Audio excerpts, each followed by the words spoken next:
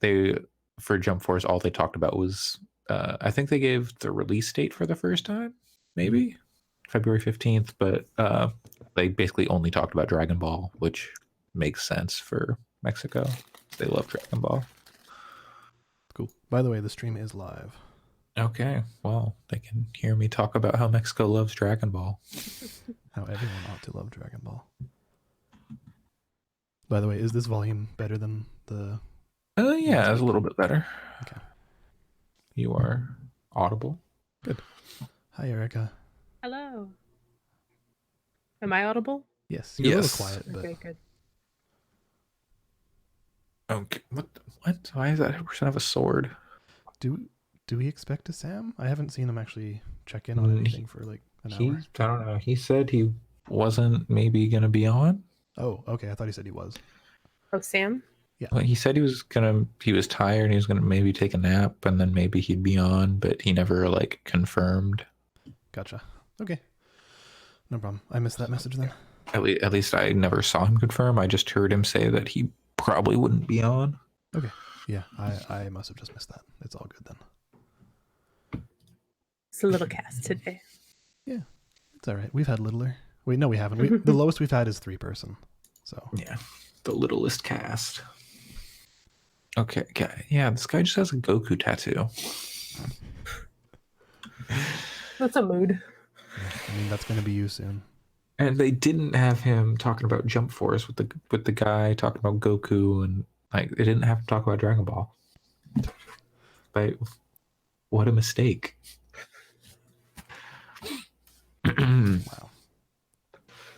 Okay. Oh, how am I gonna? What? I had an intro. Oh, I haven't come up with any kind of witty banter. Okay. I think I know what I'll say.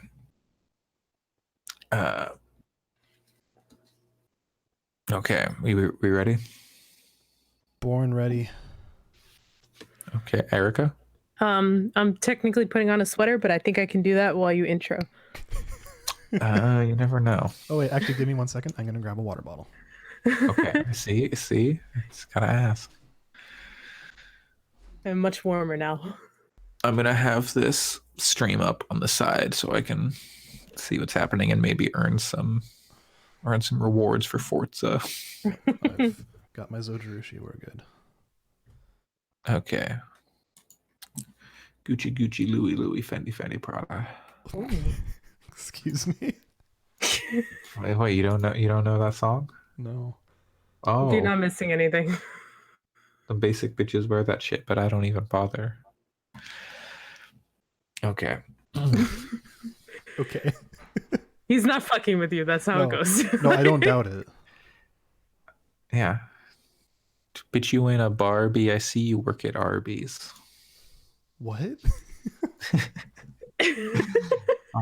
I'll send it to you later. I look forward to it. It was like 2011's Hot Banger, maybe. Okay. Hello and welcome to episode 44 of Gaming Fix on this November 10th, 2018. I am your cowpoke host, Andre Cole, joined today by Alex Galinas. I grew up. Howdy, mister. Yeah, I grew up on a farm, by the way. So, well, we can maybe you're talk more cow of a if you cowpoke want. than I am. I owned 2 ponies. Well, I didn't know. My family owned 2 ponies when I was a child. Sick. That's yeah, great. we never really trained them. Also joining us today is the rowdy lady in the bar, Erica Hernandez. That's me. You know me. I'm high energy all the time. When you drink, it sounds like you get up to some shenanigans. I don't know. I didn't think of anything. I just been playing a lot of Red Dead. Yeah, you're ready to smash a bottle on the counter and start shanking fools. You know, the real move is to smash it on your own hand and then stab someone. You've been around me drunk before. Yeah. You're the only one on this podcast that has. That is true. All I did was sing Heart I was gonna say, does it just involve a lot of karaoke? Yeah, Man, exactly. I really want to. Do I want more of those drinks from that place that we went? Because those were so good. They got you so Yeah. fucked up, but they didn't taste like alcohol. Yeah, those were dangerous. I had real. Oh yeah. Okay. Anyway, inside baseball. But yeah, this week is a small podcast. You know, people have things going on. It's life. I don't know. Pat's off doing some board gaming stuff. Sam, I don't know. He's sleeping, I guess. Allison's knitting. You know, just normal things. So we're just gonna probably do some deep dives on games we're playing today, maybe because we got extra time. I don't know. Absolutely. So Alex, how about you kick us off with whatever you've been playing? Yeah. So, as you guys know, I did Extra Life last week. I don't know. Yes. I don't know. Will we be putting up that Jackbox party pack thing as a? Does Pat have that archive? He should, I think. so. Or it's on our Facebook, isn't it? I don't even know. Yeah, Do we I think stream? Pat No, does. it's on Twitch. We streamed it somewhere. We last week, instead of a normal podcast, that's what we played Jackbox Party Pack 5 as part of Alex's Extra Life stream. Yeah. And that was a good time. Yeah. I Yeah. don't know where that video is, but it'll try to be up somewhere. If Yeah. you go to our Facebook page, Gaming Fix or Fix Podcast on Facebook, you can find that probably. Probably. But either way, yeah. Probably. So that was part of the Extra Life stream. Extra Life was an interesting one this year. For my particular cause, I was raising money for the Stollery Children's Hospital in Edmonton, and ended up raising $550, which wasn't bad. Didn't end up doing the full 24 hours. Got about 14 hours in, and then there was some personal life stuff that happened and had to be addressed. But I'm looking forward to doing it again next year. If you guys are interested in doing some Extra Life, maybe we can organize something, another Jackbox or something like that. But yeah, no, I played a bunch of games this week, actually. Usually I'm like, oh, I'm too busy to play games. And you would think this week I would say that because we're in hella crunch in my work. December 1st is when we're launching stuff, and we're putting in time. Yet this week I'm gonna have like 3 or 4 games to talk about with you guys. Wow. Well, we've got the time for you to talk about that. Yeah. Thank you, Extra Life. So first one, I mean, that we can kind of talk about as a collective. What did y'all think of Jackbox Party Pack number 5? Was it your first Jackbox, or was it, I have played all of them. I've put in the most time with 1 and 2, and also played 3. I don't remember what's in 4.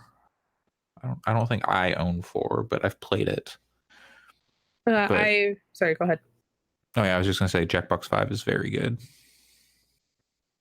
I own them all. I bring them to Thanksgiving every year. Well, actually, it's like a second Thanksgiving my family does. We do another one on Saturday, Saturday after Thanksgiving with like my dad's side of the family, and they're more fun, so they enjoy Jackbox. Yeah, and it gives us something to do, so we're not all just sitting around like how's school, trying to make awkward small talk. So yeah, but yeah, they're all fun. The it's nice to see them take like some different approaches to the games, because a lot of the games are just like, oh, type of funny thing, and it's still type of funny thing, but it's like the rap battle game was very funny because it's like Mad Libs, and you're getting to type more and like be a little more creative than just like, here's a funny one-liner. Here's 2 funny one-liners. Yeah. If people listening, if they haven't seen the stream, my husband joined us for it, and we are really bad at dissing each other apparently, which doesn't feel right. But it was like, his everyone had like their own strategy kind of for going into the game, which was really funny and like cool to see the way different people approach the game. Like Alex just only complimented people. I feel like I should have won that last battle because I called him out on it, but things happen. Yeah, when I couldn't think of stuff, I tended to go for an I'm great and you suck type rhymes Mhm, as much mhm. as possible. Yeah. Yeah, that's totally a way to go. I think I was the first one to actually implement like an insult into the rap battle, like a personal attack. And I was like, oh man, this is too mean. But then, it kind of kicked off everyone else doing it. So that felt good to everyone Yeah, else join in on that. You were the for instigator. us all to Yep. be mean to each other.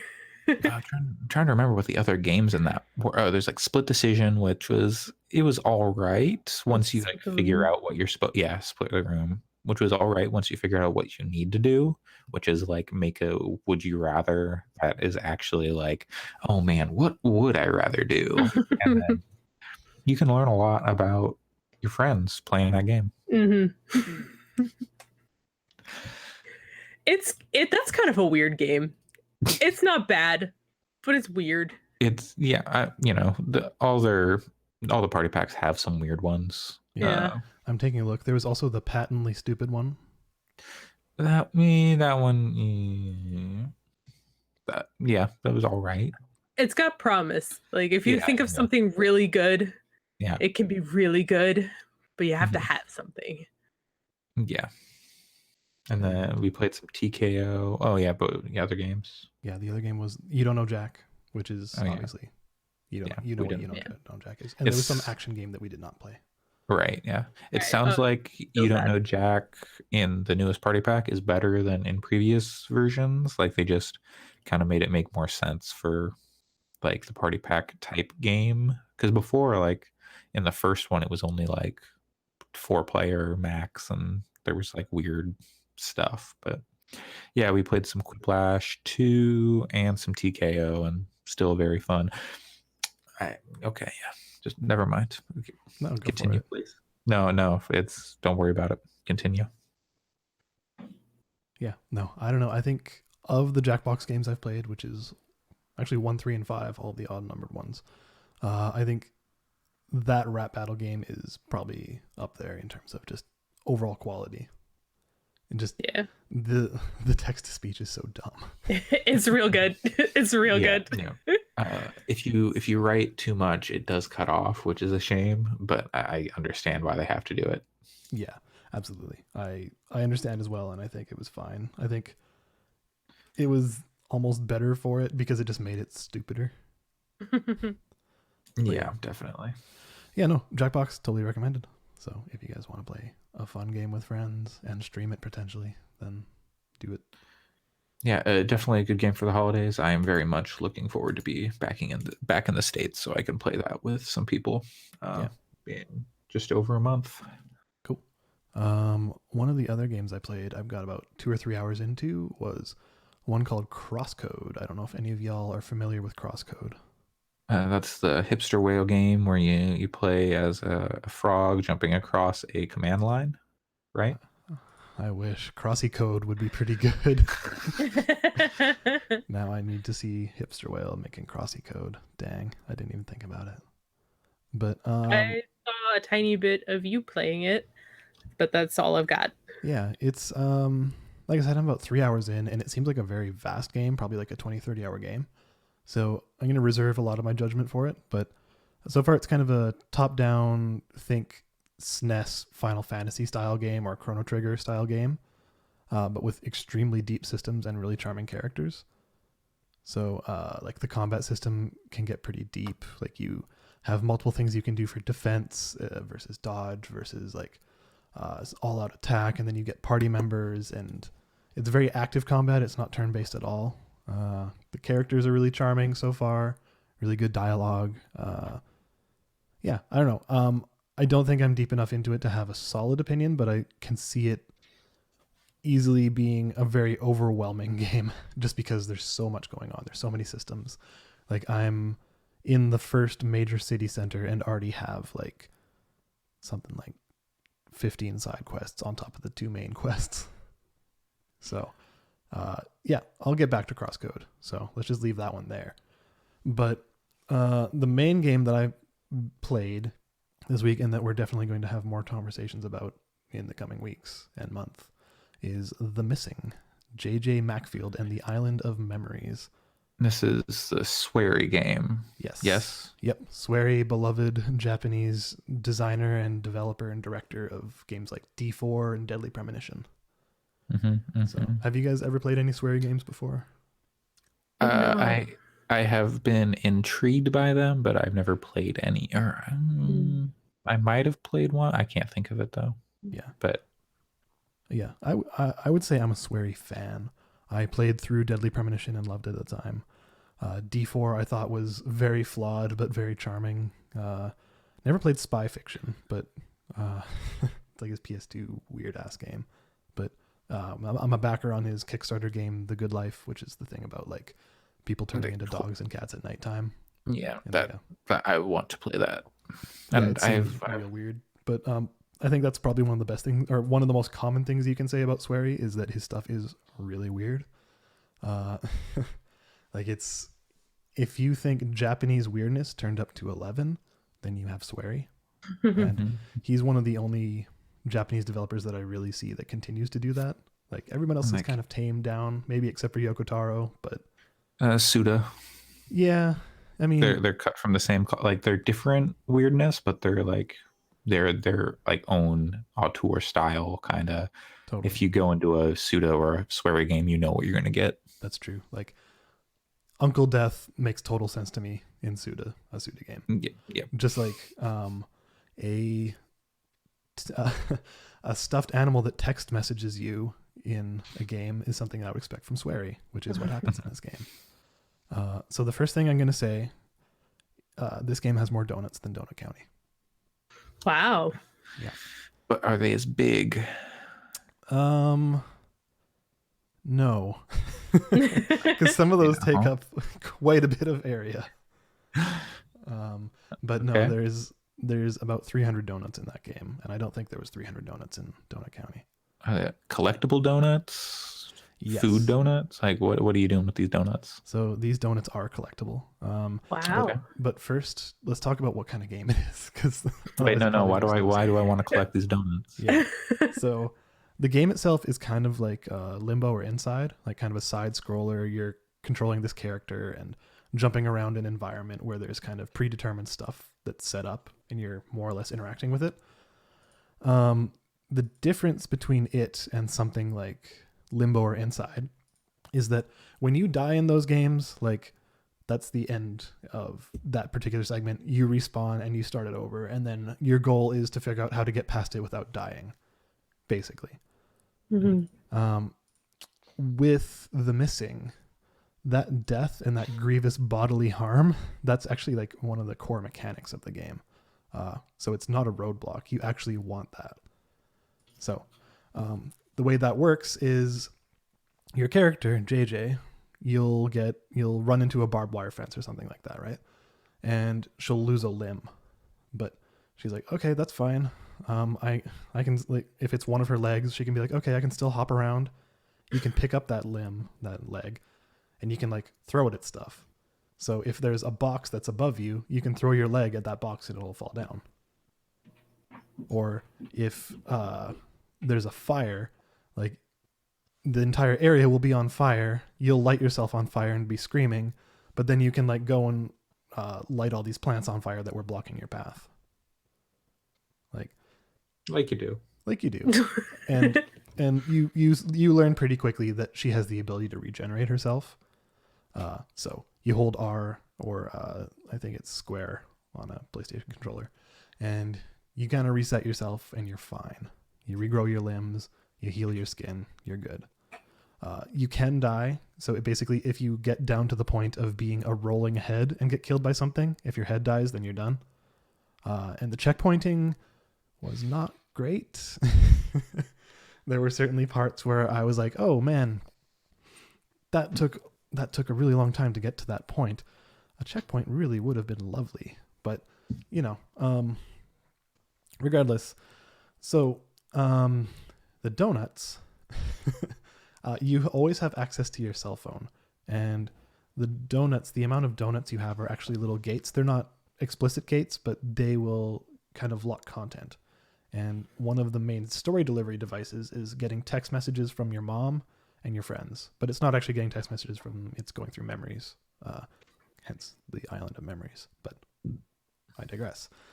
You get these text messages, you read them, and it's actually really charming. There's like 5 side characters and then 2 main characters that you're getting texts from, and that's dictated by the amount of donuts you get.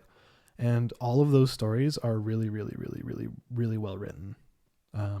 Like they all have their own through lines. They all have their own ups and downs. They all have their own personalities that are really well defined.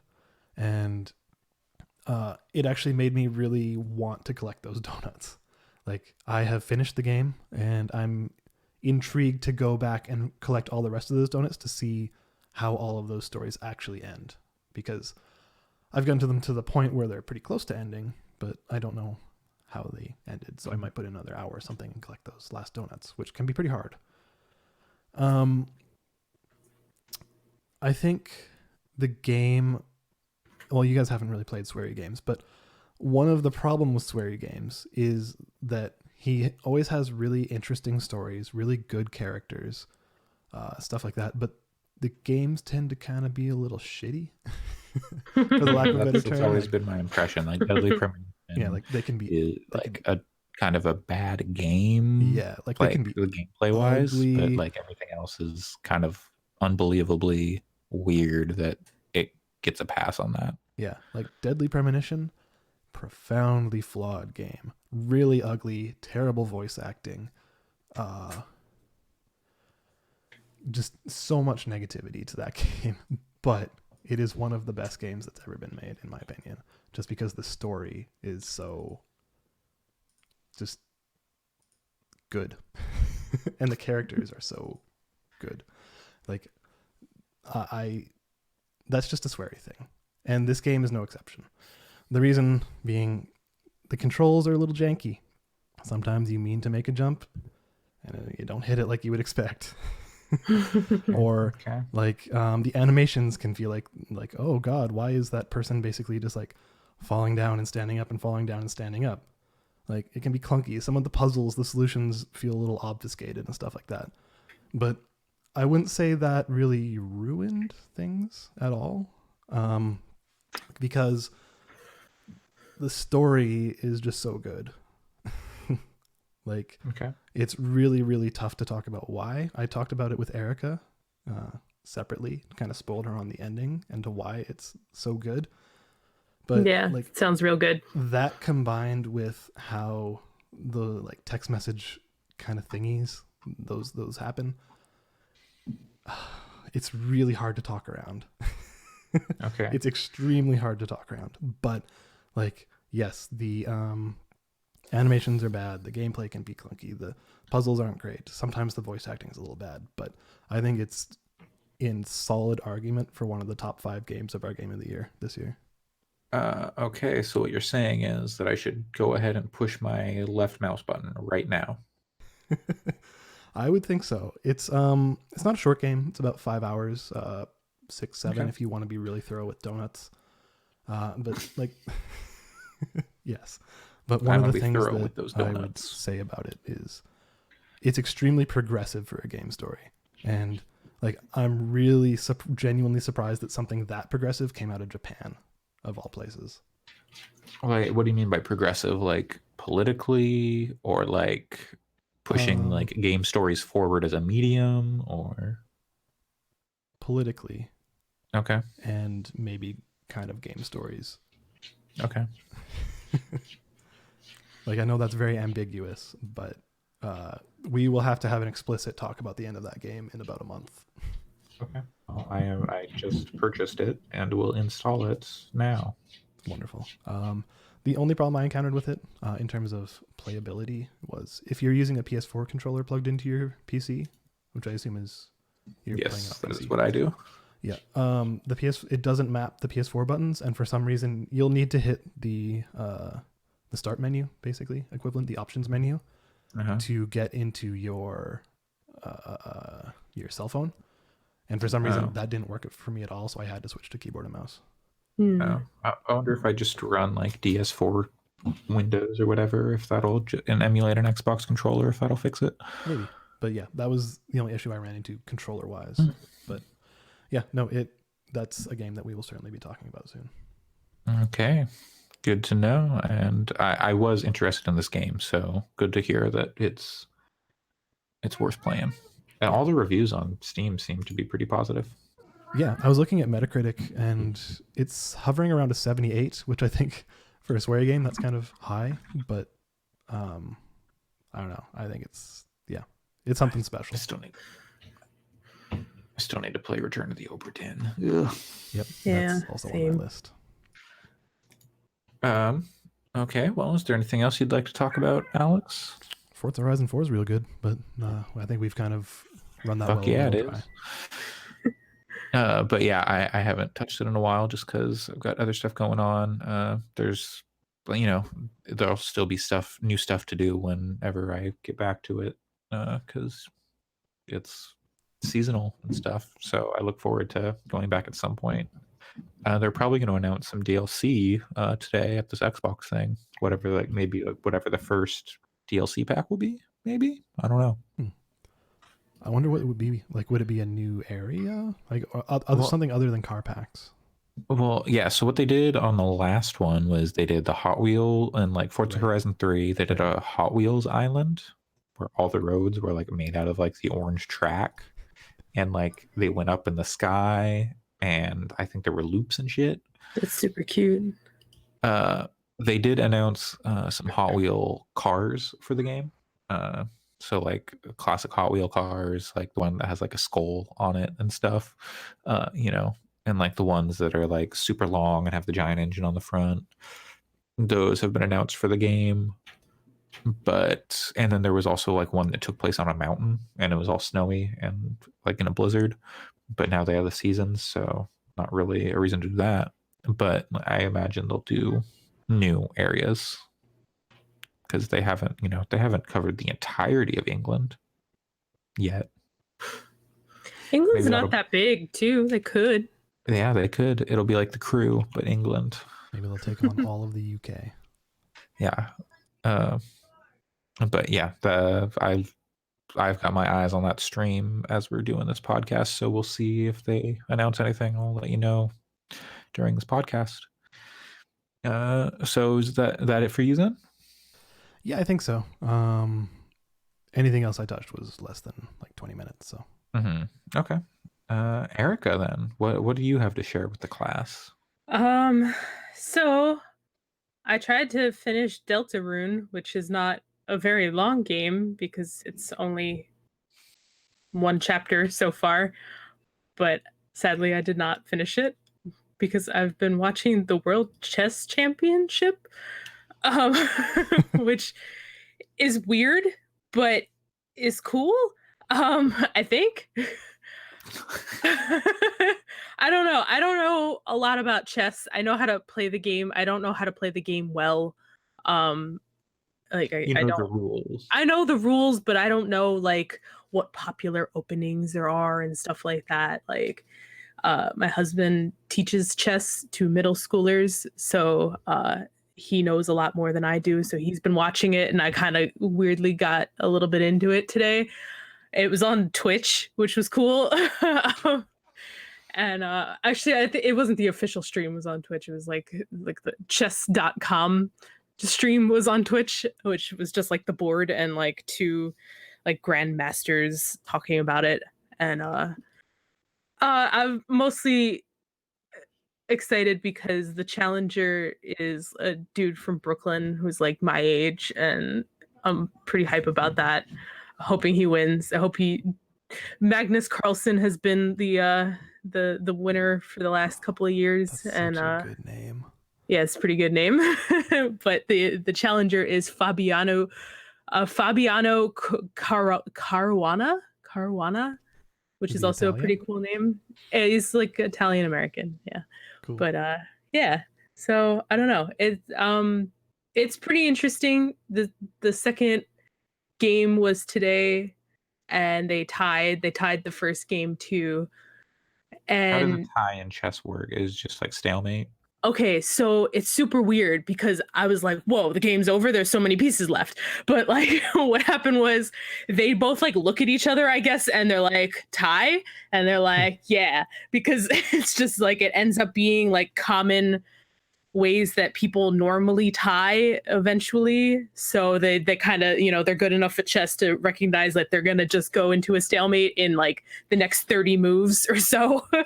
And so Okay. they're like, okay, yeah, it's a tie. And they both just agree on it, which is weird. And the time rules are really weird. They get like an hour and a half. And then after 30 moves or 40 moves, they get like another hour. And then like I don't know, there's some weird thing where then after a while they get 30 seconds for each move that they make, and it's I don't know, there's some really strange rules in chess that I don't know about.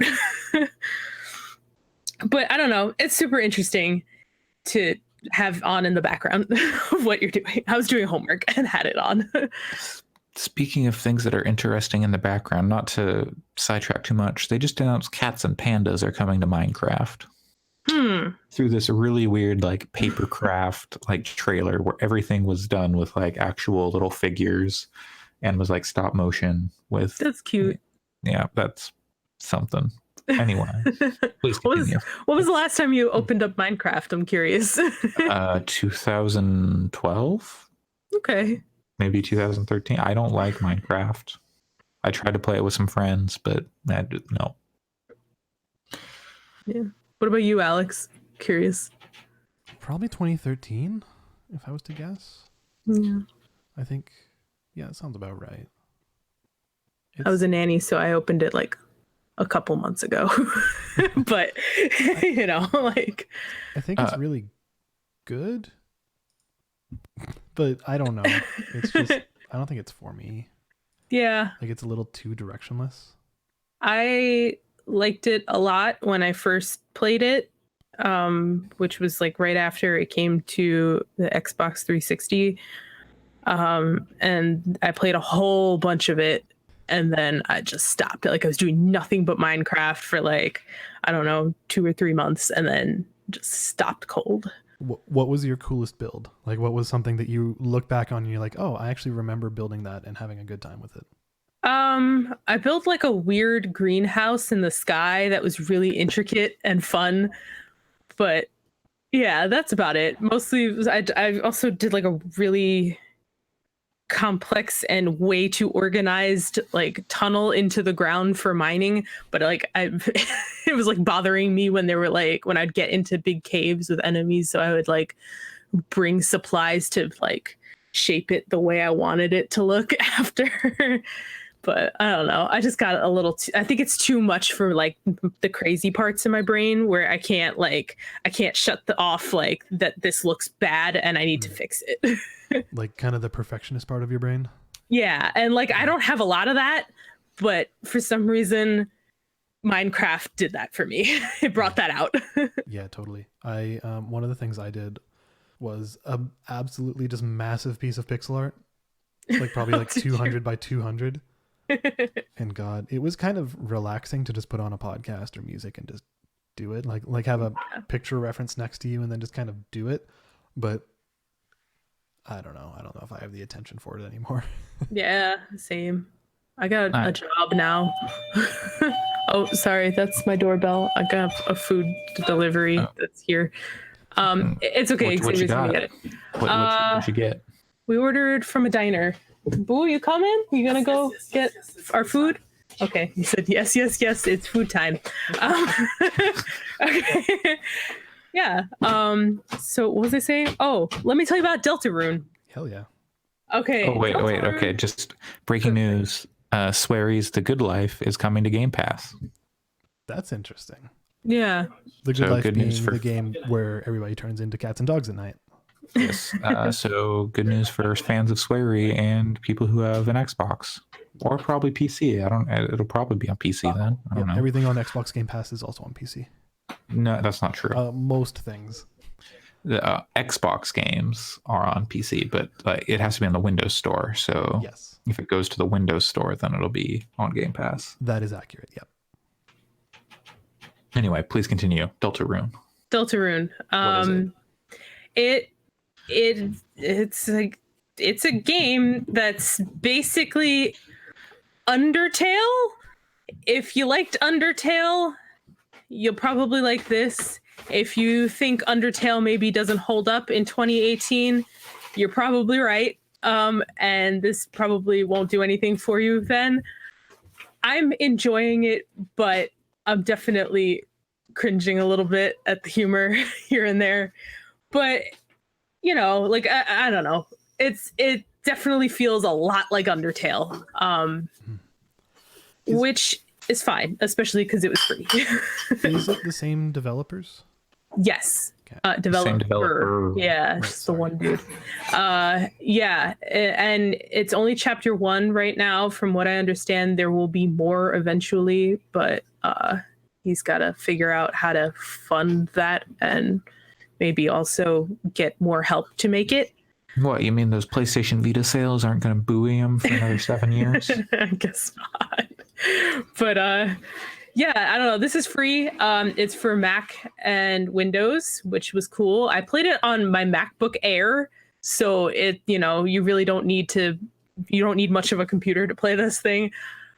And yeah, when you first launch it, there's an end user license agreement that says something along the lines of you will accept everything that will happen from now on, and that's it. So you just have to accept it in order to play the game. Okay. Are there any choices in the game where it asks you to accept something? Or like yes or no? And what happens if you say no? If you say no to that one for like the first one, it just doesn't launch the game. But I don't know if there's. Oh, you know what? There is something else that said right at the beginning when you like create your character. It says something like, do you accept that, you know, this is your character or whatever, that this is what you look like? And I said no, and then it just continued. Like it was fine with it. Well, yeah, because you said yes in the EULA, so yeah. that makes sense. Exactly. That's pretty but funny. yeah, it's very cute. When you're creating your character, there are a lot of like weird options. Like it asks you what your favorite blood type is, and your That's options. A very Japanese type thing to do. Your options are A, B, B, C, and D. Okay, that's pretty good. Yeah. So, like, it asks you like what your favorite kinds of foods are, and I'd be like sweet, salty, I don't know, savory. Pain and cold. So Sure.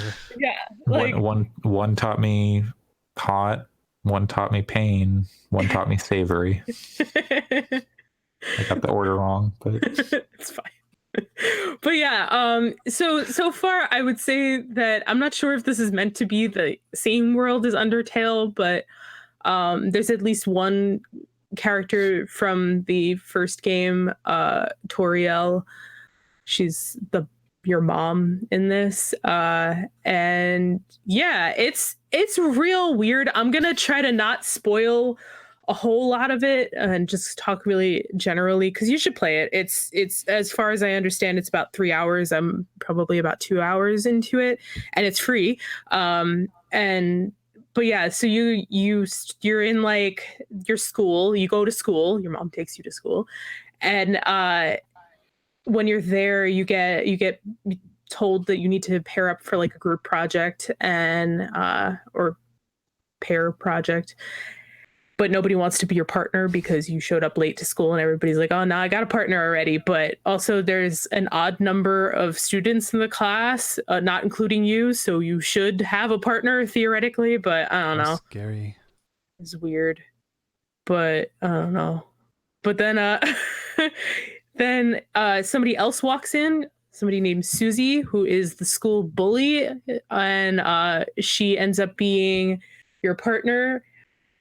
But you have to get more chalk because there's no chalk in the classroom. So the teacher sends you to the supply closet where you find Susie eating the chalk, and then she's afraid that she's going to get expelled. So she's like, I'm not going to get expelled for doing some dumb shit like eating chalk. So I'm going to like rip your face off.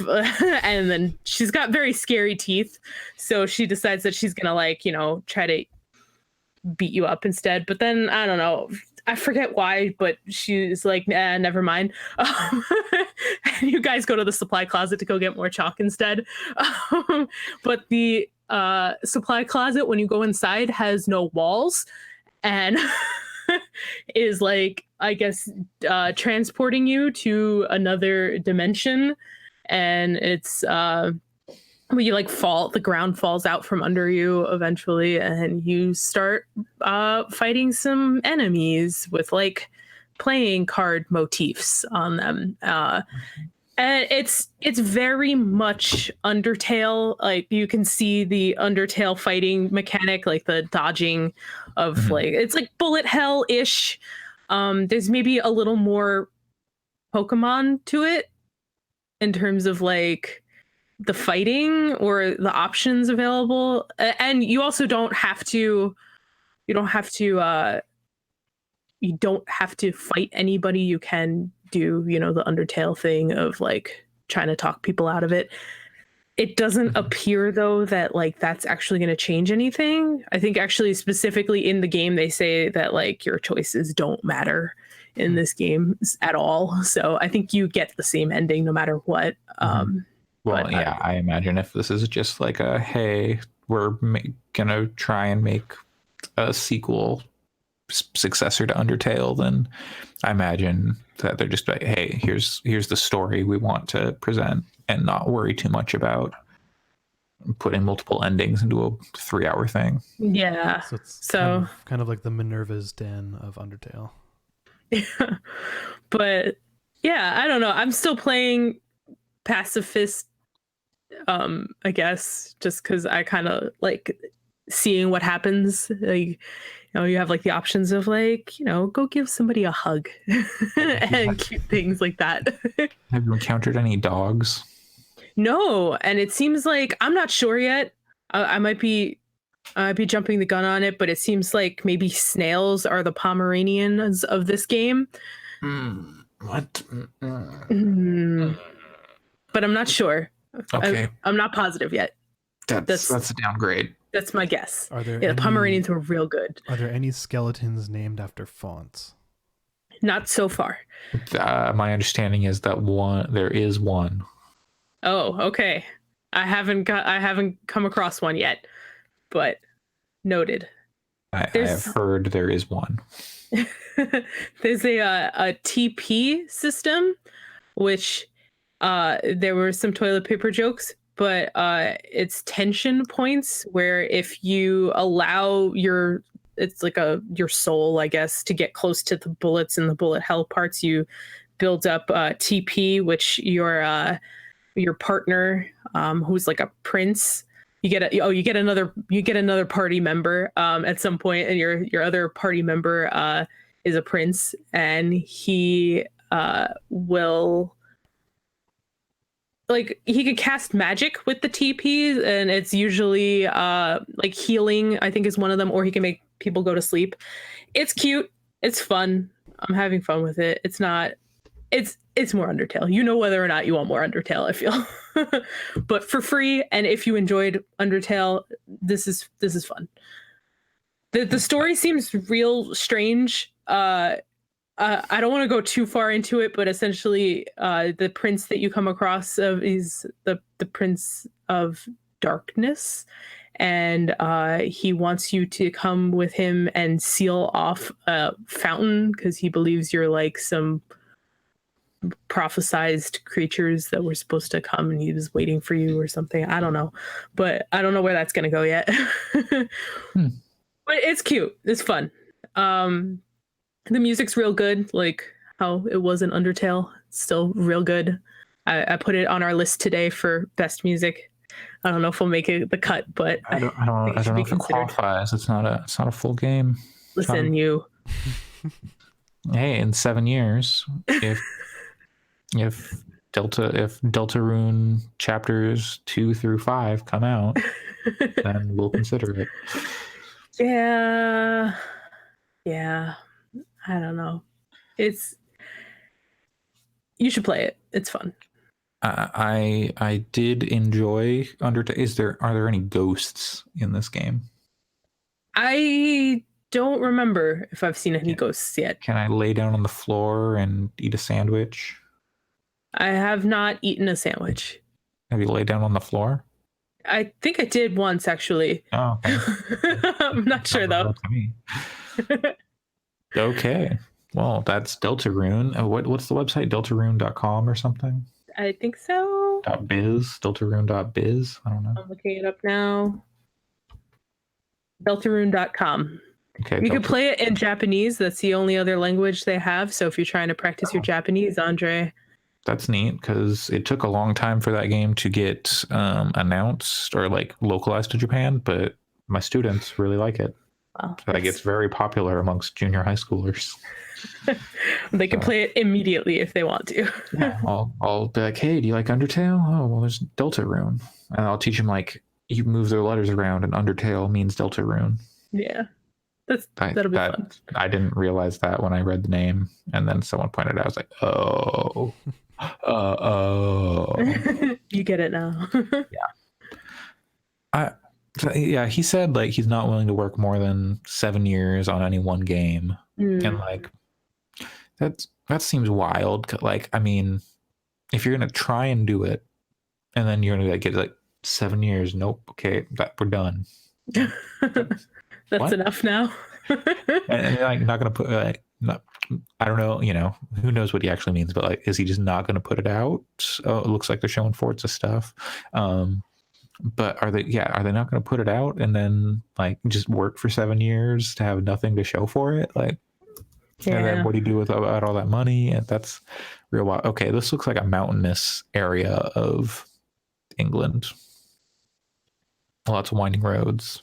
That could be cool. I don't know. I don't know where. They're not putting any subtitles on.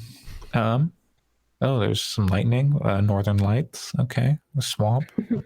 Okay. Castle. Yeah. English things that look like they could be in the game already, but just adding more of it. But yeah. So what I've been playing, I finished Danganronpa 3 V3. Hell yeah! That game's got a fucking ending, man. Like it. Oh man, yeah. I did not know that it was divisive until after it happened. So the Forza DLC is called Fortune Island. So by the way, just so you know, everyone in this podcast actually knows what happens at the end of Danganronpa. Yes, but there are people who are on this podcast who are members of this podcast crew who have not played it. I will say, okay, if you don't want to know the ending to Danganronpa V3, skip ahead like 2 minutes, maybe. Maybe it's a talk we should say for the game of the year, 2018's 2017 game of the year. Yeah, maybe, but that game just goes. Okay, so not too many spoilers right now, but that game just is just like does some weird shit at the end. You're just like, wait, what? Yep. Yeah.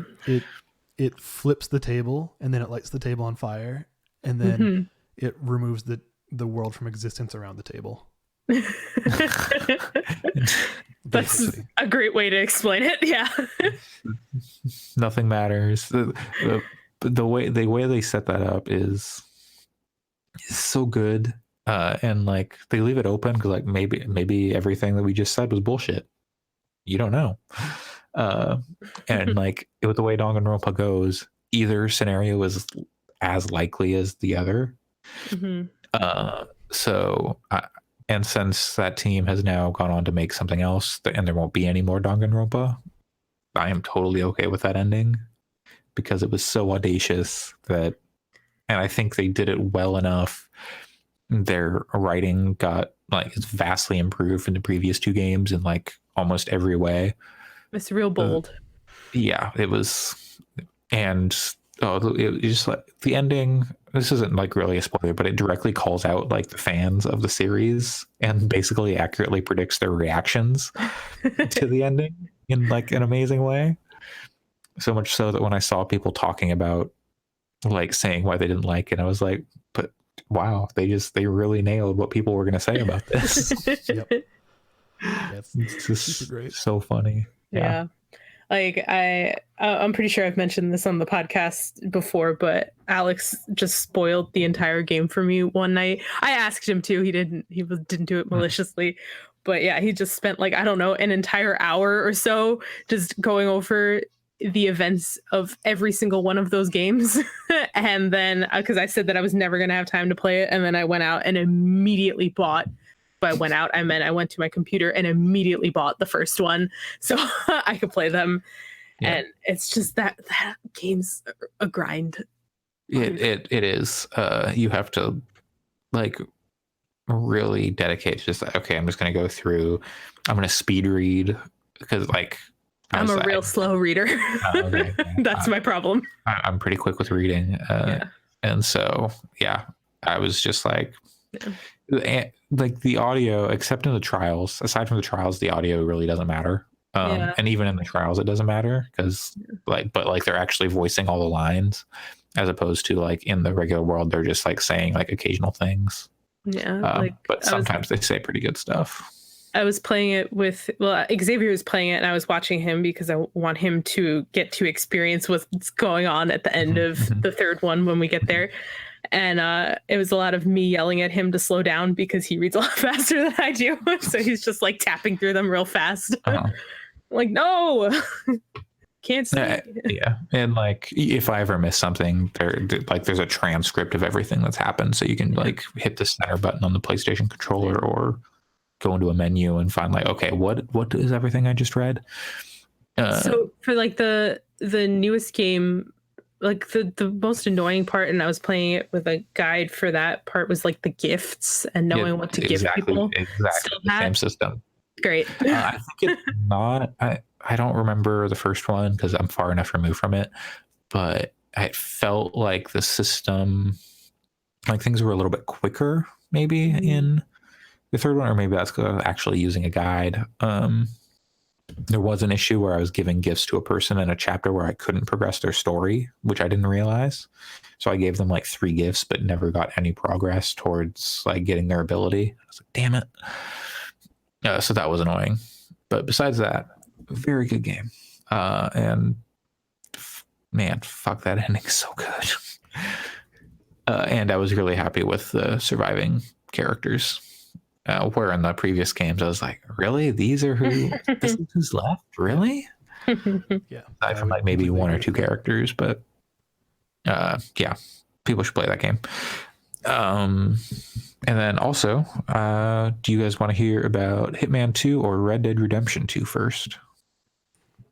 Hitman 2, because I don't really care to play Red Dead Redemption 2. Yeah, sure. I don't think I'll be playing Red Dead either.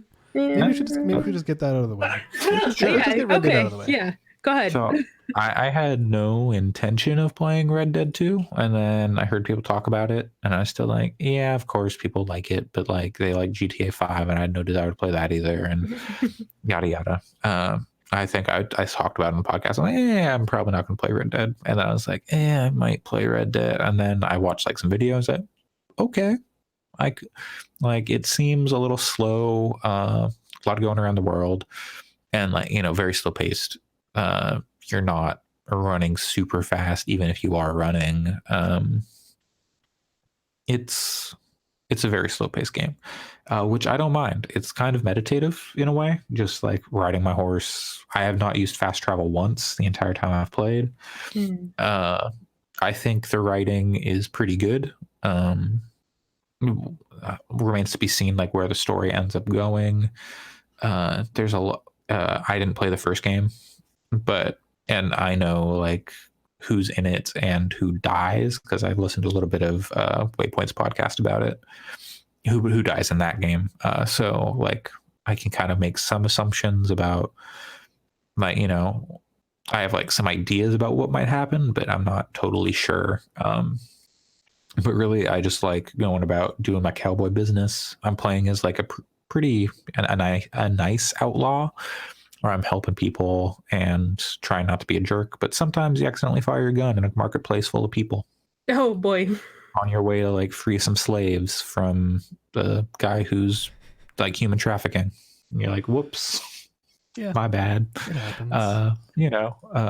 Especially when you're playing Hitman for multiple hours before you play that, and then you go back and you're like, oh wait, both these games have crazy control schemes.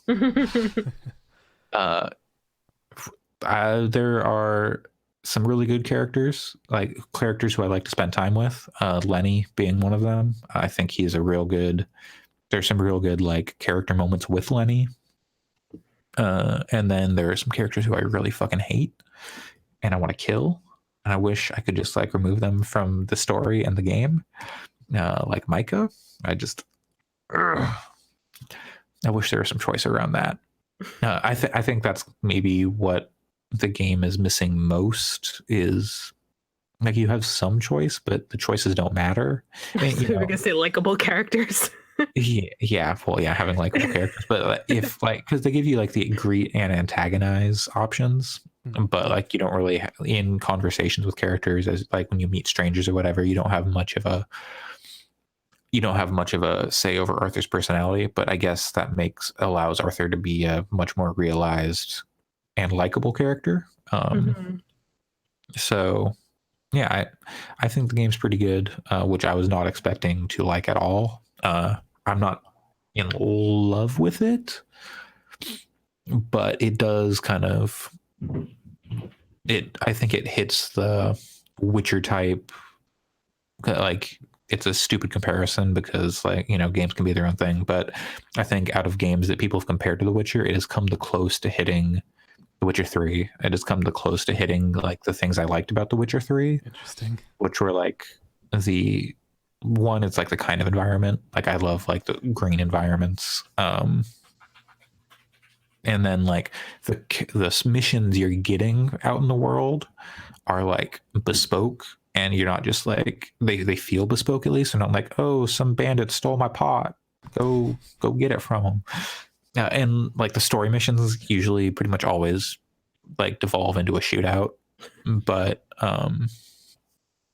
it is a lot of like every mission you go on has at least some like bit of character and is like written specifically for this character instead of just like any random NPC coming out and like, oh, I got lost. A lot of people getting lost, but they all have their own story and it's not the same story on just different models. And like I have not encountered a duplicate story or like a duplicate like side mission. I have encountered there have been like characters who have shown up again, and like there's one character who's like a sharpshooter and he's like, hey, let's challenge each other, and like I've seen him a few times, but besides that I've never repeated like the snake bite thing that people have talked about, which in open world games stuff like that comes up like okay, yeah, whatever, it's the snake guy, I don't care. I've done that like 6 times. And then like later on you'll meet them again and they'll give you something or whatever. So it's cool that it's making me not want to use fast travel, because when I go out I'm finding unique stuff every time. But yeah, Red Dead 2, that if you don't think you want to play it, you're not missing much, but I think there are some great things for people who want to play that game. Yeah. I did actually end up watching Donkey put out a review of it. I don't know if you've watched that, but I have not. He had some pretty, like, it was actually a very balanced review, especially coming from Donkey, which is weird. But one of the criticisms he had for the latter half of the game I found to be pretty interesting, and I don't know if I should bring it up yet. I feel like I should just see if you run into it naturally. I'm in chapter 4. Yeah, 4. But I'd like to hear what it is if you care to share. So basically, he said that like in the first half of the game ish, like half being pretty nebulous, that like the characters are easily the best part. That it's those interactions. It's like there's a whole slew of characters who are all great, and like it's not necessarily the story parts that are the best or the action parts that are best. It's just literally characters and like doing random stuff with them. And then at some point, you basically get dumped onto an island. And then from that point on, it's like 95% action, and it's just 95% shootouts, and that's about it for the rest of the game. I'm not there yet. I am heading in that direction, obviously, as I played through the game. And now I'm wondering if, like, there's like maybe some foreshadowing throughout the game, but I won't know until I get to the end, obviously. But yeah, there are some like character lines with people in your camp where you're like, well, that's weird. But yeah, I could see that going that way especially based on like what people have said about like the previous game in like Mexico. Right. That sounds like it was very similar, but yeah, I don't know. We'll see. Because yeah, like the parts that have been good are like the last thing I did last night was there was a like I did like a story mission, and then everyone was celebrating about like the result at the camp, and so everyone's like hanging out, singing songs, and then like they're also interacting with each other, so you can walk around the camp and like eavesdrop on conversations, and then like you can say hi to people, and then like you can make a callback to like a very early story mission where you get real drunk, which is maybe one of the best moments of the year is that story mission. And then, but yeah, you sit down, or I sat down next to this character and I look at him and I do like the greet option, and I make a callback to this moment way early in the game. And the character's like, Jesus Christ, no, do not make me remember that. Yeah, it felt very good and it made me laugh a lot. Not as much as the original moment, but it felt good to get a callback to that. And like, it feels like the characters are actually there and interacting with each other. Yeah. And they feel like real conversations around a campfire where you're just like, yeah, how's it going? Well, okay then, sounds good. Or like, here's the real dour guy sitting around, like, philosophizing on life and death, and oh, well, I'm going to hell, and I think I know what it's going to be like, and those weird late night drunk campfire conversations. Yeah, but yeah, I think I've heard about this mission or this moment, and it sounds pretty dumb in the good way. Yeah, it's so good. But the other sequel that I've been playing is Hitman 2, the sequel to 2016's Hitman: A World of Assassination. Y'all like the Hitman? I liked the first one a whole lot, played a whole bunch of it. Yeah. I really liked the 2016 Hitman. I actually liked it more after 2016 than during 2016. Like, I actually waited. I didn't play it as each episode came out. I just waited till all of them came out like the next year and then played through it all at once. Well, let me tell you that you'll fucking love Hitman 2. Yes, I hear it has all of the everything from Hitman 1 as well as its own collection of everything. So if you want everything from Hitman 1, Hitman 2016, because there are other Hitman games, but Hitman 1, we think 2016. Well, yes. I just want to be clear. The game. So you need to play Hitman 2 on the system that you played Hitman 1 on if you want all the Hitman 1 stuff to come in the game. Otherwise, I think it's like $20 or something, which is not bad if you have not played Hitman 1, but you can probably get that for pretty cheap, maybe. But yeah, if you just want to spend the $20, it basically rebalances all the maps to include the new mechanics and like crowd sizes and stuff like that. There aren't a ton of new mechanics. Like, people can see you in mirrors, which like adds difficulty, because like if you try and sneak up behind someone now, they're like, hey, wait a second. And that would be like maybe the main new mechanical thing. It feels a bit better to play than the previous ones. Just a little less finicky than the previous one. It kind of feels a little like a letdown that's basically all they added in terms of mechanics. I mean, in mechanical like thing, yeah, there's probably more that I'm not aware, but that seems like the biggest thing that I've heard of. But they added like, the scenarios and the maps you're doing are like much more detailed. Okay. Like, let's see, I'm trying to think. There's 6 or 7 maps.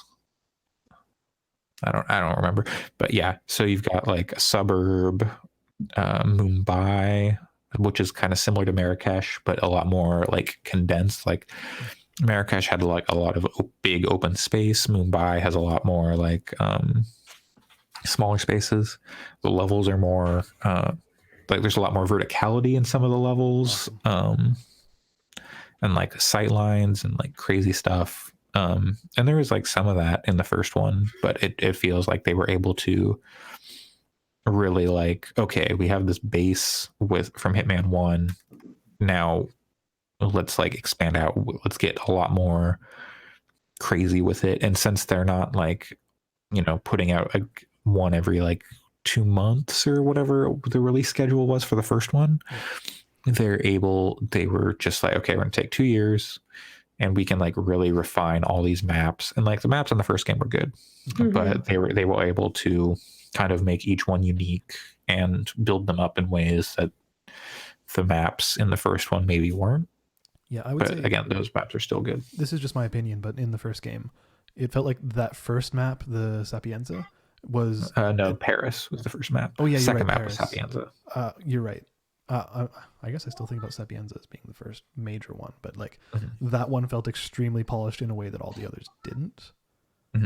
So is it kind of like all of them have that level of polish now?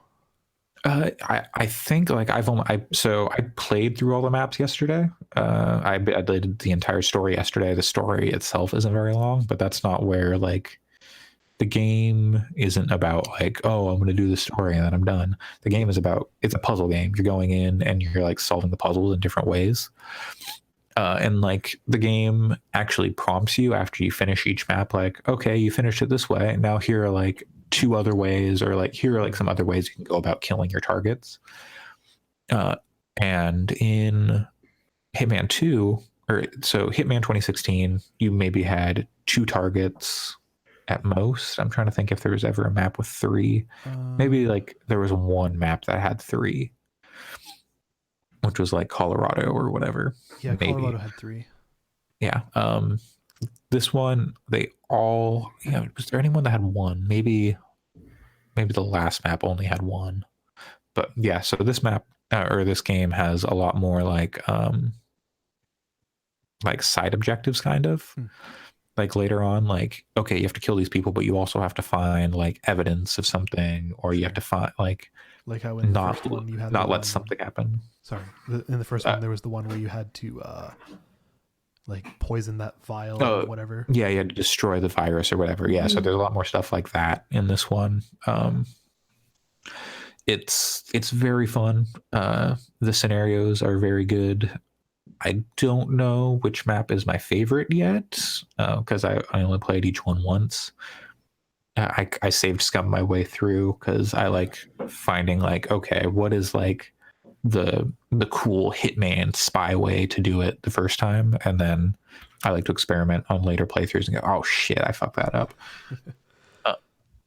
But and you can play with as much guidance or non-guidance as you like.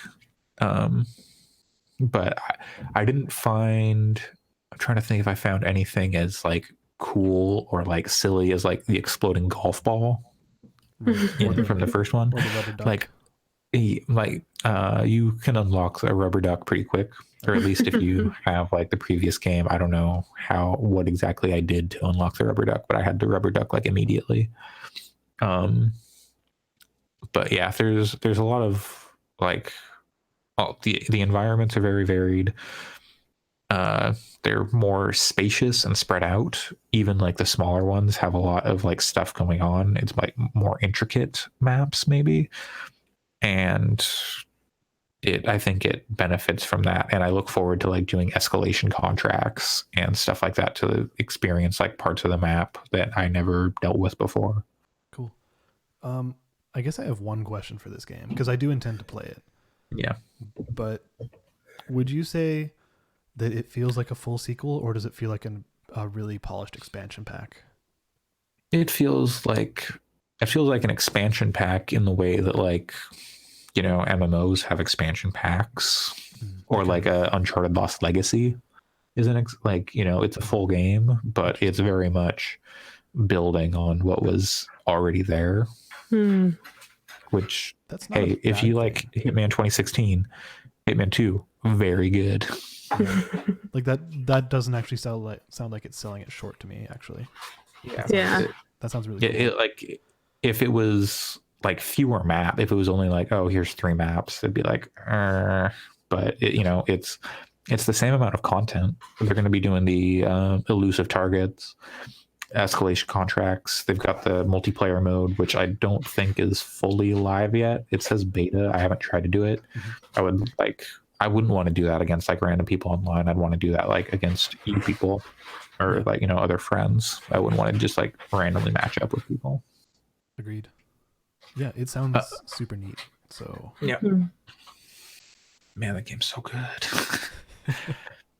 Like one of the maps is a castle, and like you're going through like different parts of the castle, and all the way from like the dock where you land, and then I can go up to like the super highest point of the tower with like multiple floors.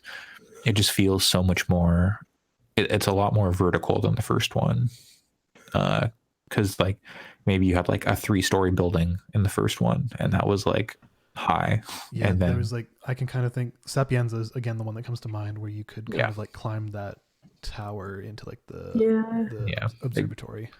Yeah, so you had that, and then like Marrakesh had some levels to it, but nothing compared to like Mumbai or the castle. And they're all everything except the suburbs has like some really tall buildings you can climb up and see all around from. That sounds really cool. Yeah, that sounds really exciting. And it runs super well. What are you playing on?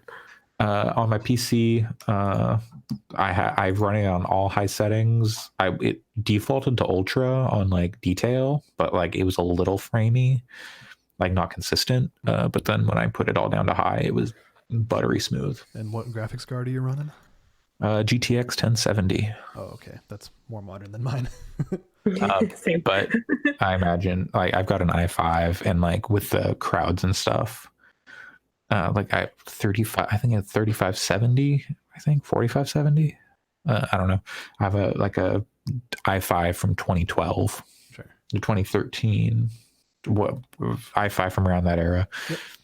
And it like the crowds are huge, and so I haven't gone back to the previous maps, but my understanding is they've like added people and like added like some stuff based on the new things in the game. Like there's probably new items and stuff that I haven't unlocked yet, but you do have to like restart over on all your masteries and stuff from the previous game. So if you go into Paris, you don't have any of the stuff you unlocked. That's totally reasonable in my opinion. Yeah. But does it or will it have elusive targets? Yes, Sean Bean will launch in like right. I forgot about that. What'd they call it? The unkillable? The Undying. Undying, that's what it was, yeah. Yeah. So yeah, you can look forward to that in the future. But yeah, so he is going to be on the first map, Miami, which is where the race takes place. So you can, I would get it before then. I think you bought it, didn't you, Alex? Or no? I have not yet. It was on sale for 30% off on Green Man Gaming, but it seems only in the US, so I need to into it. I haven't done that yet. Yeah, if you just make a US account, then you'll be fine. Oh, just making a US account would work? I don't know. Well, you have to use a VPN to like say you're in the US, because that's what I did. Because I have a US account, but I'm in Japan, and it was like it's not available in your region. So I had to use a VPN and use like a different browser and go, okay, now I'm in the US. That feels like one step away from piracy, even though you're still exchanging money for it. Hey, it's legal tender for legal goods. DRM is bullshit. Fucking region-based sales. Oh, what? It is still giving money to IO Interactive. And using US money. I'm not using like fucking rupees. Like, go smash some pots and give them fake money. No. They got their money. Fuck off. Didn't you say someone in the game, you overheard a conversation talking about vaping and cryptocurrency? Yeah. There's a really good like ambient dialogue. Like it's not over the top, but it is just like silly enough. Like in the final map, you're at like some cult meeting. As you do. Yep. You're a hitman, you know, what do you, you're at a cult, you're assassinating cult people. The story in this is like, it's so weird. It's like the story doesn't matter, but they like needed, they like, I don't know, felt the need to make a story to justify why you're killing these people. So you don't feel bad. Yeah. But they could just say, oh, hey, you got hired to kill this person because of X, Y, and Z reason. But no, if they're in a cult and they're bad, like an Illuminati style, like they're trying to run the world from behind the scenes. But yeah, so there's like, you know, this rich person cult, and you're walking by and this guy just goes, if our son had his way, he'd spend all this on crypto and vapes. And there's like tons of writing and Easter eggs like that throughout the game. That's pretty fun. Yeah. There's an exterminator who like gets like, apparently he doesn't actually kill bugs. He puts them to sleep. And then he like captures them all and sets them free elsewhere. All right, that's pretty good. which then like you use that as like a clue, like, oh, okay, well if I take his like poison and I put it in the fumigator thing, then it'll knock everyone out. It won't kill them, so that I can still get silent assassin. So you're basically dropping a sick fart on them. And it's not basically. It's so sick they all pass out. Well, you just sold a copy of this game. There were like, you know, the most disappointing thing for me when I play those games is like, oh man, I'm just gonna snap this person's neck. That's not right. I gotta like get them in like a really amusing way. But or like, you know, like this, I'm gonna make this person puke and then I'm gonna take him to like make him go to the toilet and then knock him out there. But that seems fucked up because you're gonna choke them out while they're trying to puke. I don't like what, I don't know what that would do to a person. What I mean, yeah. And then also as you choke them out, they're like, please don't. And then they pass out. Yeah. And then there are like 70 something challenges per level. And like, you know, you're gonna get multiple per playthrough probably. And yeah, it's very fun to like find the like opportunities and then like see them through to the end. Like there's one in Mumbai where you can make someone else is trying to assassinate the same people you are. So you can like set them up to get assassinated by this other person, but you have to like do the work to get them in the right spot so they can get killed, which is that's really cool. You know, that's like another fun way. But you could also go about the same set of actions and then they would just be you know, you could set them up to kill in different ways. So lots of ways to kill people. You can go, you know, I feel like if you wanted to go in guns blazing, it would be much harder in this game because there are more people. But I don't know. That's a good thing. I want to go back and play like the Hokkaido map from 1 in this new one because I didn't play that one as much. Yeah. You know, all of these talks are making me realize our Game of the Year podcast this year is going to be very interesting. Mm-hmm. Yeah. Because Hitman 2. Well, while I think last year we kind of came to a lot of consensuses, despite, you know, let's say Zelda, like games like that, or Edith Finch and stuff. I think there's going to be a lot more games where 1 or 2 people are going to be ultra behind them, and like fewer that are going to be universally agreed upon as being super awesome. That might be the case. And like I feel like there have been fewer must plays this year.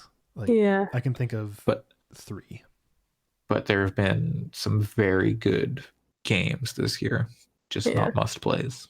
But you know, what everyone's definition of a must play is going to be different. But yeah, like Zelda is kind of a must play, even though I didn't like it.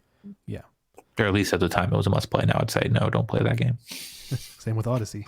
I mean, Mario Odyssey, not Assassin's Creed. Well, yeah, no, I'd say the same thing though. But that was that based on the way people talked about that. That was kind of a must play. Or no, wait, no, that Origins was last year. Origins was kind of a must play, and then it wasn't. Oh, that's so. It's the worst. In my opinion. Yeah, Shadow of the Colossal Tomb Raider. That's a big Tomb Raider. Or is it the Colossal Tomb and you're rating it? No, it's a 20-foot tall Lara Croft. Oh my god! Yes, please. That sounds hilarious. I'd play that game. Does she get text messages from a stuffed bunny? Tomb Raider in a bind.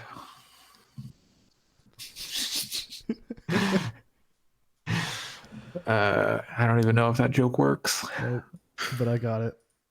Yeah. Yeah, man. Video games. They're good. Anyone gonna play that Tetris Effect? Nope.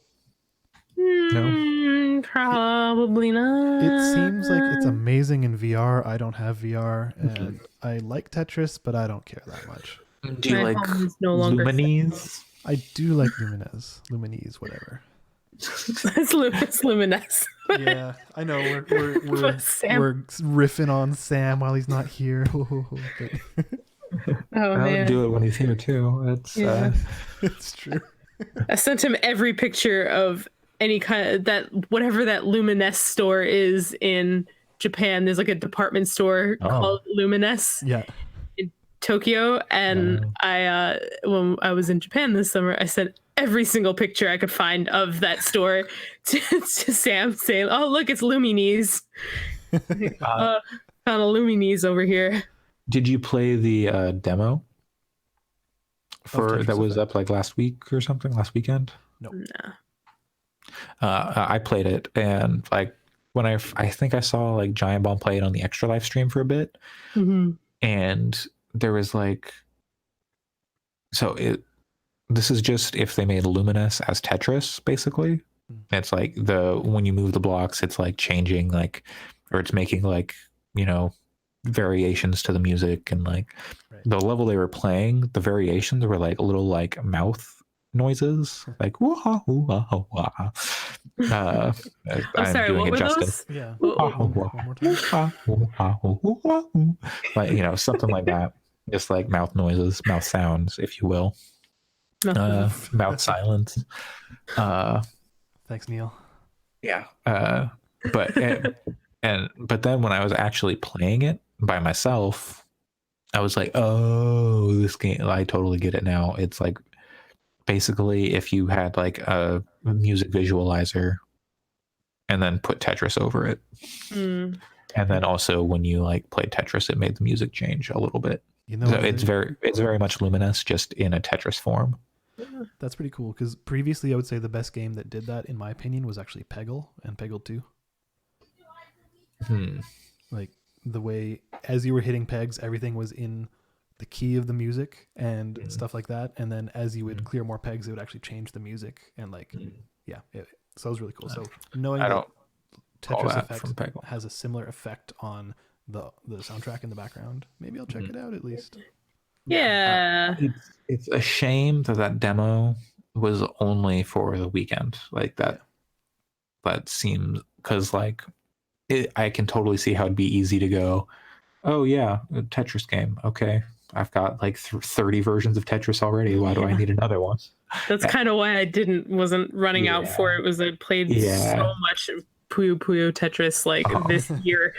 So do I need more Tetris? It is like, it's a very relaxing form of Tetris. But yeah, I could totally see not wanting to spend the $40 on it. Oh, it's $40? Even though I thought it was like $15. Yeah, no, see, that's like the big, like, I was like, if it was cheaper, I could 40. I was looking at like JJ Mac for Missing. Yeah, it's also only on PlayStation 4 by Sony, right? Yes, I don't know if it's by Sony, but it's like it was made specifically with like PSVR in mind. Right. You can play it without one, but it was kind of like, oh yeah, check out our Tetris game in VR. So yeah, I don't know if it'll ever come to anything else. I might go back to passing on that. Yeah, if it goes on sale. If it goes on sale, 100%. Yeah. And like I was really into the music they were using too. So at least one of the songs, they were only like 2 or 3 songs, I think 3 songs in the demo. But that game, it's like a game as service. Like they have like weekly events where like you're like everyone's playing to get like a group high score, I guess, or something. Man, I don't know to stop what swaying end. me. I don't know to what end like you're playing the like weekly events. Like that stuff It's- sounds cool. Yeah, it sounds very cool, and like the work, like the music and stuff is very. Maybe look it up to see if like music's actually up your alley. But yeah, like even without VR, just like in a dark room, it was like a very cool experience. Yeah. Okay. But I only played 3 levels, and then I was sad when I was done with those 3 levels. But yeah, anything else anyone wants to talk about? News or anything? So, The Missing. Oh yeah, donuts. I'm still thinking about that game, man. I'm gonna give you Okay. something that's not a spoiler, but will further contextualize what I was saying earlier about how it's really progressive. I told Erica about this too. You open as JJ, who's this lady in university, right? Uh-huh. Very blonde, wears a red coat. She's actually a really cool character design. And you start on this island with your starts as friend Emily, but it's quick to see that she's your lover, Emily. Like, Okay. so it's a very open, like gay relationship, which I think is pretty cool. Uh-huh. And the very first text that you see in the game is, quote, "This game is made with the belief that no one is wrong for being what they are." Hmm. And where they go from there is just so good. We need to talk about that game in for realsies terms. Well, I'm gonna do it. I'm gonna play it. I gotta. I'm dumb, and I didn't like finish planning for my lessons, even though I should have and had time. So I better. But maybe I'll play a little bit, and then I'll plan for some lessons later, and then I'll play some more. If you get stuck How long on did you say it was? Like 6 hours or something? if you go for a lot of donuts, yeah, probably like 6. You could probably rush through it in like 4.5. But if you get stuck on a puzzle, just send me a message because some of those puzzles are really stupid. How hard would you say it is to find the donuts? Are you doing like really weird, like esoteric shit to like get into like weird spots to get a donut? Occasionally. I would say Okay. the majority of the donuts, no. They're pretty obvious, like what you have to do, even if it takes time. There are a handful where you'll be like, oh, that's what I had to do? Well, I wouldn't have thought of that immediately. Okay. And like, I'm fine with that in like a puzzly type game, but as long as it's not like, okay, then you have to like cut your arm off over here and then you have to run back like 2 screens and then are you doing that? Are There's you a having to little like, bit of- backtrack a lot? just as a hint, there will be times that you'll want to be just ahead Yeah, well, yeah, okay, I figured that, but Yeah. okay. and then go back like 3 screens. Oh my god. Okay, wait, how much slower are you when you're just ahead? Not terribly much slower. Okay, that's good. Figure, like you don't have the legs, but you've lost so much weight that you can just kind of move. You can go. You can book it as ahead. Okay, well, speaking of booking, that's going to be another podcast on the books. Wow. Wow. Okay. was all right. That's where we are today. You have something else that you'd like to add as like an epilogue, Erica? My dinner's cold, probably. What you got? We ordered from a Greek diner, so I got like a I don't know, like a chicken plate with like a gyro type thing. Like A what? like a souvlaki. Yeah. Oh wait, no. What'd you say? You got a what? I said a gyro because Euro. What's wrong with you? I'm not an ass who says euro. Let's go for some pho, everyone. Yeah, I don't know. It comes with salad. I'm excited to eat it. I'm not actually judging. It's fine, Erica. I'm not stressed about it. Yeah. culturally appropriating live on this podcast. Okay. You know it. Okay, well, that is it for the epilogue on this podcast. That is going to do it. You know, last week, 2 weeks ago, we should have ended with like a call to go vote. But now I'm going to say, hey, if you didn't vote, what the fuck? If you did vote, hey, nice job. Yeah, you voted from Japan. There's no excuse not to vote. Yeah. I mean, well, there are excuses like voter suppression, but hey, okay, if you're a white person, what the fuck? I hope everyone who's listening did their duty and voted. If not, fuck off, unless you can't vote in the US.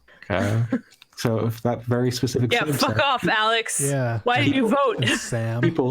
People who are citizens of the US who are eligible to vote, who are not suppressed. Hey, what the fuck? Everyone else, good work. Keep doing what you're doing. I hope you have a good one. Maybe I can, if you did not vote in the US election and are eligible to, send me your name. I'll make a Hitman contract to take you out in the game, not in real life. Just want to make that clear. I'm just going to keep going, keep rolling. Thanks everyone for joining us on this podcast, episode 44 of Gaming Fix on November 10th, 2018. Yep. Alex, where can people find you? Krispy Kreme. Which one? Yes. Okay. Erica? You could follow me on Twitter at Erica, AIREHCUH. I'm not going to plug my other podcast because I haven't really been doing it. Did those episodes ever get uploaded? What's that? Did those episodes ever get uploaded? Nope. They're sitting on a hard drive on my desk. What? How's missed? Yep. Okay. And you can find me on Twitter, rambling incoherently, at COOLSL4W or Cool Slaw. I don't know. I've been thinking about changing it back to what it originally was. But what if I change it to something else? I don't know. Then you got to go back and re-record all of these. Just dub over it and have Alex fix podcast. What do we do with the all Pornhub this? account? Do we update the Pornhub account too? I don't think you can. You have to make a new one. I don't know. Can you? I don't know. I don't know the details of Pornhub accounts. That's a lie. For a while on Tinder, I did have let's get verified on Pornhub together as a part of my bio. Wow. I just put a lot of weird shit in there to see like, okay, what kind of person is going to swipe yes on this? And I'm like, okay, so what part of that was attractive? We'll do it doggy style so we can both watch X-Files, just the classics. Wow. It was basically like a Rorschach test. It was a Myers-Briggs. Sure. MBTI, whatever. I was watching X-Files at the time, so I never finished though. But that show gets it's so good and then it gets so bad. Just like this podcast. It started off real strong and then it just keeps going and I keep talking. I'm gonna go eat. Good. Bye. That's it. Goodbye, everybody. Thanks. All right, later, y'all. Bye.